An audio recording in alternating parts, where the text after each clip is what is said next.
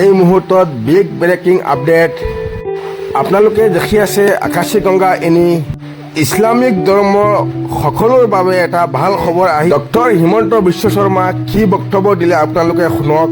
গৰু বা গৰুৰ মাংস খোৱাটো আইনৰ দ্বাৰা এতিয়া স্বীকৃত নহয় মানে আহ্বান জনাম, ইয়াত কোনো একশ্যন লোৱা, শাস্তি লোৱা, পুলিচ যোৱাৰ কথা নাই। গৰু কুৰবানী কৰা বা গৰুৰ মাংস খোৱাটো আইনৰ দ্বাৰা এতিয়া স্বীকৃত নহয়। সেইবাবে মই সমগ্ৰ ইছলাম ধৰ্মী ৰাইজক বকৰীদৰ শুভেচ্ছা জনাইছো আৰু তেওঁলোকক মই ইমানেই আহ্বান জনাম, ইয়াত কোনো একশ্যন লোৱা, শাস্তি লোৱা, পুলিচ যোৱাৰ কথা নাই। মোৰ তেখেতসকলৰ ওপৰত অযুত বিশ্বাস আছে। মই তেখেতসকলক বিনম্ৰতাৰে সৈতে আহ্বান জনাম যাতে আন ধৰ্মৰ লোক থকা অঞ্চলত আপোনালোকে এনেকুৱা মাংসৰ কুৰবানী নিদিব বা এনেকুৱা জন্তুৰ কুৰবানী নিদিব বা এনেকুৱা পশুৰ কুৰবানী নিদিব যিয়ে আনজনৰ মনত দুখ দিব পাৰে। বাকী যি ধৰ্মীয় নীতি নীতি আছে আপোনালোকে সুন্দৰভাৱে পালন কৰক।